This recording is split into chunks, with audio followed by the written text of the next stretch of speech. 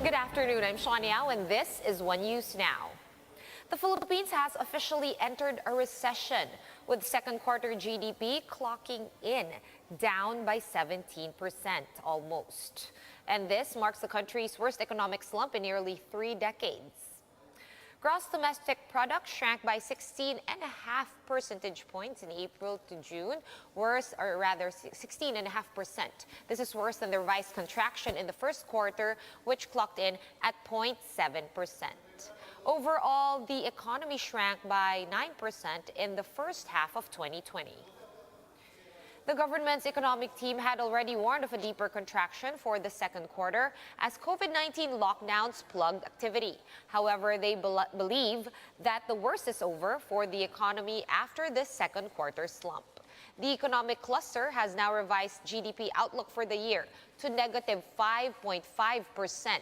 That is already factoring in the recent shift to MECQ in Metro Manila and nearby provinces. Government launched the One Hospital Command Center, or OHCC, in Makati this morning. This aims to improve the referral system among hospitals amid the pandemic. News 5's Marcel Halili joins us live from Mandaluyong to tell us more about this new center. Mase, how does the OHCC, or how can this OHCC help in our COVID-19 response? Sean, with more hospitals declaring full capacity, the One Hospital Command Center was launched this morning for those who are having a hard time locating a hospital that can attend to their needs. Aside from this, the National Task Force also reiterated their plans on how to decongest hospitals, especially here in Metro Manila, and how to prevent the spread of the COVID-19. Chief Implementer Secretary Carlito Galvez announced that work areas, especially those in economic hubs, are now considered as critical areas. Based on the monitoring of the Interagency Task Force, workers must be educated about their mindset and behavior while working in their offices. He also warned that canteen and smoking areas can be sources of contamination. Public transportation and company shuttles are also said to be vulnerable in the spread of the virus. Densely populated areas like informal communities must also be closely monitored for COVID transmission. So far, more than 115,000 COVID cases are recorded in the country. Singaporean news organization Straits Times forecasted that the Philippines will surpass Indonesia as the COVID-19 epicenter in the Southeast Asia. But Deputy Chief Implementer Vince Dizon shrugged it off and said that these are just speculations made by the newspaper. He said that COVID-19 cases in the country will really increase because of our expanded testing capacity. Currently, the country has 1,700 bed capacity for isolation, but 1,400 of these have already been occupied. Dizon said they will tap more hotels to improve the country's bed capacity up to 3,000. They are also planning to add 3,000 more beds in Wihilas One Center on top of the existing 3,000 units. These facilities are being used for the isolation of mild and asymptomatic cases to decongest hospitals, especially in Metro Manila. This is also one of the purposes in creating the OHCC in Makati, to be headed by Health Undersecretary Leopoldo Vega. Patients may get in touch with the call center of OHCC for referrals to know which hospitals can attend to their needs.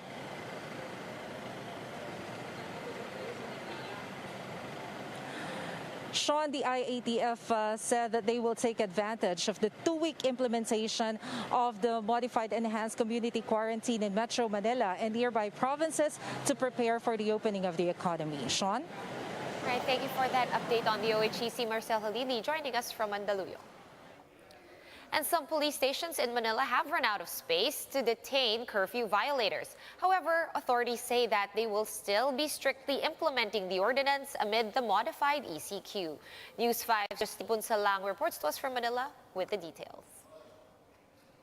Sean, at least 100 curfew violators were apprehended by the Manila Police District overnight. Some of them were detained, but most of them were immediately released after the police officers took their details for case filing.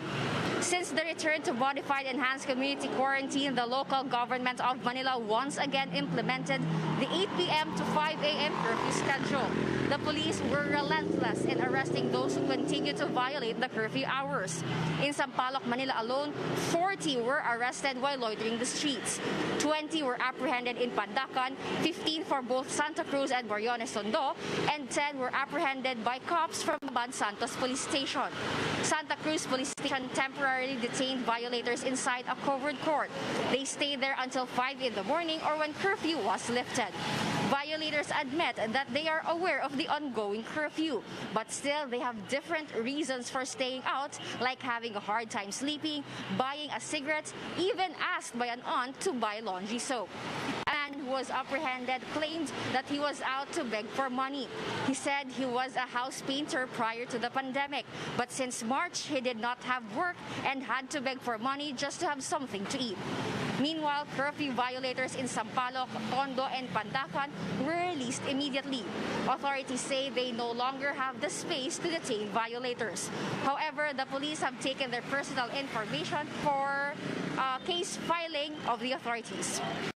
Sean, authorities further explained that they are minimizing the contact between the police and their currently detained criminals, as well as their freshly caught curfew violators, because they could possibly be carrying the COVID-19 virus. Based on the latest data from the PNP, 2,300 policemen have already contracted the SARS-like virus. Sean? Thanks for that, Justine. For more updates, follow News 5, the Philippine Star, and Business World online. Visit our website, onenews.ph, for more in-depth analysis. You can also catch One News on the Signal Play app. Register for a free account now at www.signalplay.com and stream One News live anytime, anywhere. I'm Sean Yao, and we are One News.